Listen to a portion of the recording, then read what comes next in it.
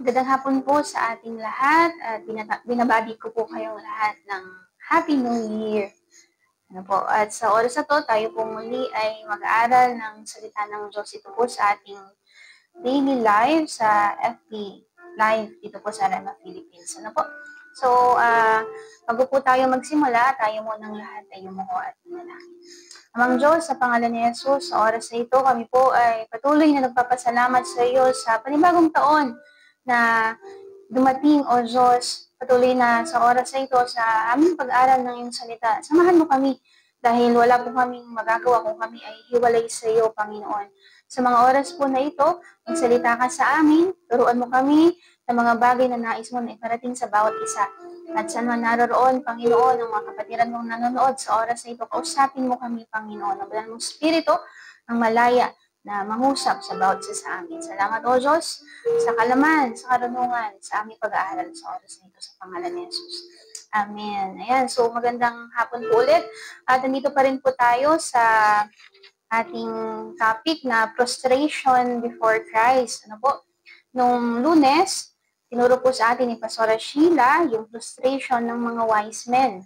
At ang sumunod po ay kay Jairus. Ganun din po kay Pastora Joan, yung babae na pinagaling ng Panginoong Jesus, no? At ang Syrophoenician woman. Ngayon po, pag-aaralan natin ang prostration before Christ ni Peter at ng leper, no po? At makipagbukasan po kayo sa akin uli dito po sa Lucas chapter 5 verse 8. Basahin ko po sa inyo. Sabi niya dito, nang makita iyon ni Simon Pedro, nagpatira pa siya sa mga tuhod ni Jesus. Sinabi niya, Panginoon, lumayo ka sa akin sapagkat ako ay isang taong makasalanan. Ulitin ko po yung mga naituro na po sa atin before. Ang prostration po, ang ibig sabihin po nito ay pagpapatira pa o pagyuko o pagluhod na nakasayad ang mukha sa lupa. At ito po ay isang gesture ng worship, no? At ito po ay isang gesture ng pagsamba.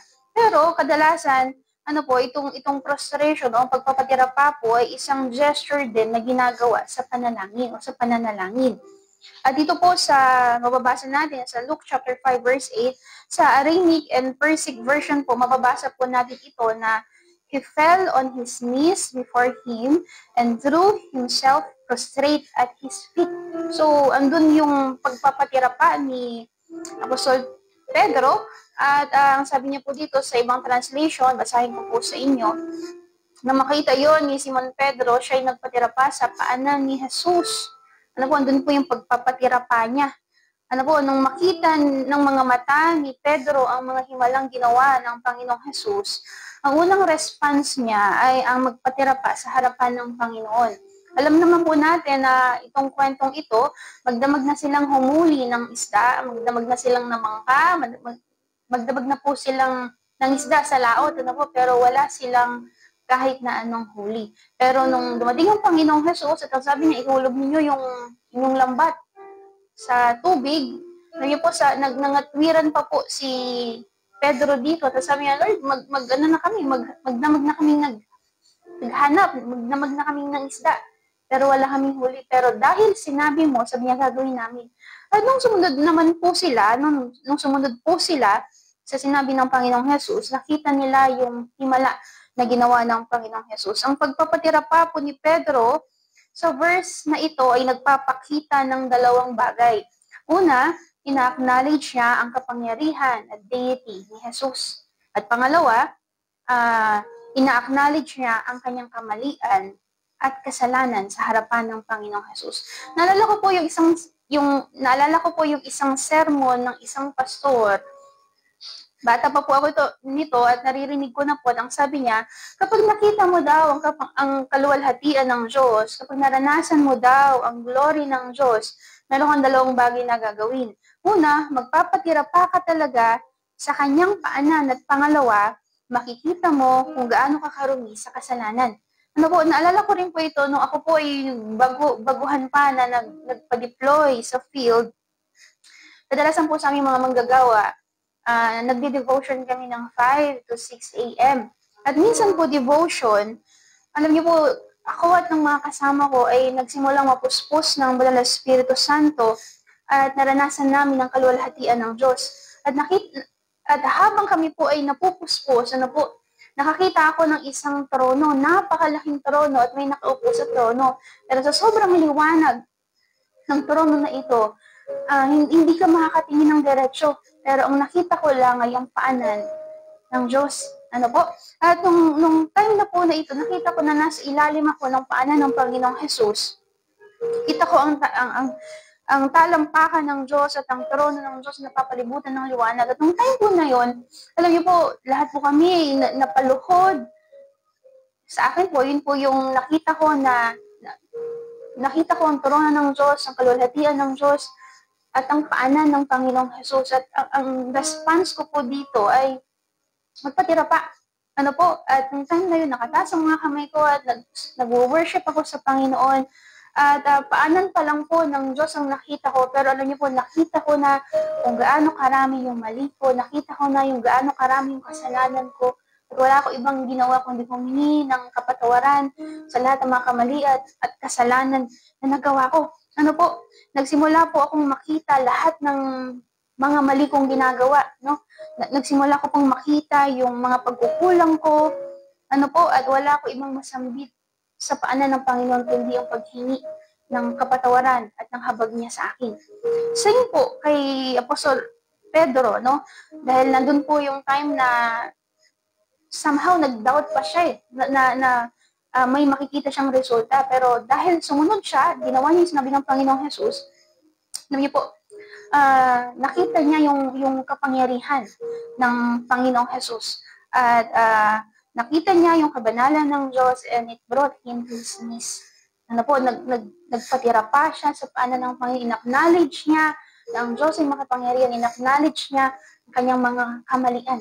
At ang isang tunay na Kristyano po na talaga na nai-encounter ang Panginoong Jesus sa kanilang buhay, katulad po ni Apostol Pedro, makikita niya at ma-acknowledge niya ang kapangyarihan, kadakilaan, at ang mga kamalian niya sa buhay. At makikita rin niya ang kanyang mga kamalian, pagkukulang, kasalanan, at madali sa kanya ang magpatira pa sa paanan ng Panginoon. At kung itutuloy po natin yung verse, ito po sa may verse 11, hindi natapos sa pagpapatira pa. Hindi natapos sa pag-acknowledge lang. Kundi ang sabi niya dito sa verse 11, nang maitabi na nila ang mga bangka, iniwan nila ang lahat at sumunod sa Panginoong Jesus. Kapag nakita mo ang kadakilaan ng Diyos, kapag nakita mo ang kapangyarihan ng Diyos, kapag nakita mo ang kaluwalhatian ng Diyos, ano yung response natin bilang mga Kristyano? Katulad ni Pedro, siya po ay nagpatira pa sa harapan ng Panginoong Jesus. Hindi pwede na sa paglapit mo sa Diyos, hindi pwede na yung may encounter mo ang Diyos, hindi pwede na hindi mo siya mararanasan, hindi pwede hindi mo makita yung mga kamalian mo sa buhay. Hindi pwede na hindi mo ito iisa sa ayos. At ulitin ko po, pagkatapos nito, pagkatapos ng frustration ni Peter sa harapan ng Panginoong Jesus, iniwan niya ang lahat at sumunod sa Panginoong Jesus. Amen? At ulitin ko po, ang panglima po ay ang frustration ni Peter sa harapan ng Panginoon. Ulitin ko, sabi niya, na makita iyon ni Simon Pedro, siya'y nagpatira pa sa paanan ni Jesus at nagsabi, lumayo kayo sa akin, Panginoon, sapagkat ako ay makasalanan. Amen? Okay po, abante po tayo sa pang-anim, the leper. Dito naman po, abante lang po tayo ng ilang mga verses. Ito po sa verse 12, sabi niya, nang si Jesus ay nasa isang bayan, isang lalaking ketungin ang lumapit sa kanya. Pagkakita ng ketungin sa kanya, ito'y nagpatira pa at namanhik sa kanya.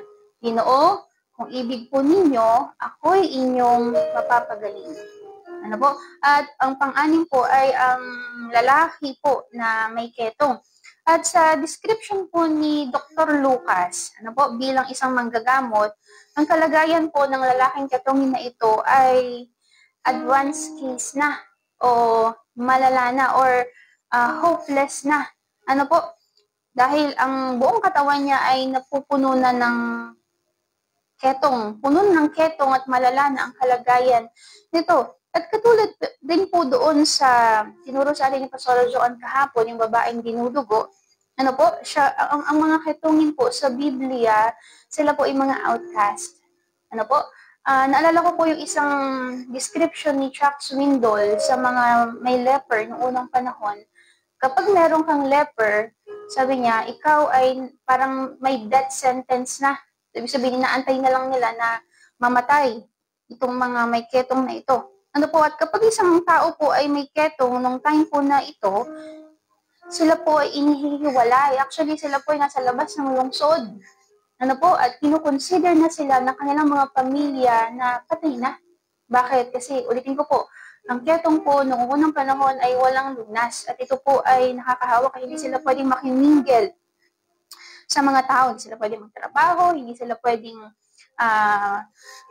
makisalamuha sa nakararami, ano po, hindi sila pwedeng makasalamuha sa mga walang ketong, ano po, at sila po ay itinuturing ng patay. Ngayon sa panahon po natin, ang ketong po ay may gamot na, ano po, pero noon walang pag-asa. At ulitin ko po, ang case na ito ay death sentence na. Naniniwala po ako na ang lalaking may ketong na ito ay may malaking pananampalataya. Bakit po? Dahil unang-una po, hindi siya lalapit kay Jesus kung wala siyang pananampalataya. Hindi po lahat ng may faith ay lumalapit kay Jesus at hindi po lahat ng lumalapit kay Jesus ay may faith. Ano po? Pangalawa, sinabi niya yung word ng ketongin na to, sabi niya, you can make me clean. Ibig sabihin, alam niya yung kakayanan ng Panginoong Jesus na kaya siya nito na pagalingin. Ano po? At sabi ng iba, yung sinabi ng ketongin na if you are willing ay sign ng doubt sa Panginoon. Pero hindi po. Dahil sinabi niya ito para i-express alin, yung pagdududa niya. Sinabi niya ito hindi para i-express yung pagdududa niya sa willingness ni Jesus na pagalingin siya, kundi lumalapit siya bilang isang taong nangangailangan ng tulong. Pero walang karapatan na gumaling. Pero inilalagay niya yung sarili niya sa mercy and grace ng Lord. Ano po? At considered unclean din po ang mga may leprosy. No? At hindi sila pwedeng makisalamuha sa iba. Ina-isolate po sila at inaantay na lang po sila na namamatay. Pero sa case po na ito, ang way po ng pagpapagaling ng Panginoong Jesus, sabi niya, hindi po siya ni Jesus at sabi, ibig ko na gumaling ka pagdakay na wala ang kanyang ketong. Alam niyo po, dito po sa verse na ito, mapapansin po natin na sa batas, hindi pwedeng hawakan ang mga may ketong. Dahil considered na ikaw ay unclean na rin. Pero sa case po na ito, sabi po ng Biblia, hingi po siya ni Jesus. At sinabi niya, ibig ko na gumaling ka. Ano po, parang sinasabi ng Panginoong Jesus dito na your disease doesn't prevent me from accepting you. Ano po, your disease doesn't prevent me from accepting you. Okay po, at ito po yung mga frustrations before Christ, ano po, yung tungkol kay Pedro at sa lalaki po na may ketong. At mapapansin po natin dito na ang response nila nung every time na may encounter nila ang Panginoon Jesus, sila po ay nagpapatira pa sa paanan niya. Ano po, bakit ina-acknowledge nila ang deity niya, ina-acknowledge nila ang kapangyarihan niya, ina-acknowledge po nila yung kakayanan niya, ano po, at ina-acknowledge po nila na tanging ang Panginoong Jesus lamang ang makakatulong sa kanila. Ang prostration po ay isang act ng worship, yes. Pero ito rin po ay isang act ng humility. At ito rin po ay isang act ng pananalangin. Kung mapansin po natin sa Old and New Testament, every time po na mananalangin ang mga Hudyo, ano po, o ang mga Israelita, sila po ay nagpapatira pa sa paanan ng Panginoong Jesus. Tayo din po kapag nararanasan rin ng anointing, tayo po ay nagpapatira pa sa harapan ng Diyos. Ano po, nagpapatira pa tayo. Yumuyo po tayo. Nasayad yung mukha natin doon sa floor. Ano po, bakit? Kasi po, katulad ng mga nabanggit, o katulad magmula doon sa una, doon sa mga wise men, magmula doon po sa kay Jairo, sa babaeng ginudugo, sa Syrophoenician woman, maging kay Pedro, at maging po sa lalaking may ketong. Ano niyo po siya, isa lang yung response nila every time na encounter nila ang Panginoong Jesus. Ano yun? Sila po ay nagpapatira pa sa harapan niya. Amen po. Kaya naman po, alam niyo po, ang sabi, naalala ko yung isang quote na nabasa ko, ang isang tao daw na may pinagdadaanan, ang magandang magagawa niya ay magpatira pa sa harapan ng Diyos. Bakit po? Ito po ay isang sign ng po. Kaya sa oras na to, maganda po na sa pagpapatuloy ng ating pag-aaralan, meron pa pong mga susunod na mga restoration before Christ na examples. Actually, marami siya sa Bible, pero itong 9 frustration before Christ ay mga example na dapat natin tularan bilang mga Kristiyan. Yan, so magandang hapon po ulit at maligayang bagong taon po sa bawat isa. Pagpalain po kayo ng Panginoong Jesus. Pray po tayo. Mang Diyos, sa pangalan ni Jesus, salamat po sa oras na ito. Salamat sa mga bagay na tinuturo mo sa amin. Katulad, Panginoon, ng mga wise men, ni Jairus, tulad ng babae, Panginoon, na pinagaling mo, at ang Syrophoenician woman, ayun kay Pedro, at kay sa lalaking na leper, Panginoon, kaya mo na tularan namin yung response nila every time na encounter ka, Panginoon. Salamat po sa iyong mga salita. At hayaan mo na kami laging maging mababa sa harapan mo, Panginoon. Ikaw ang maitaas sa aming mga buhay. Salamat, O Diyos. Maging sa mga kapatiran ko na nakikinig at nanonood ngayon. Pagpalain mo sila at ingatan mo sila. Salamat sa ilang lahat ng kapurihan. Salamat sa pangalan ni Jesus. Amen. Magandang hapon po ulit sa ating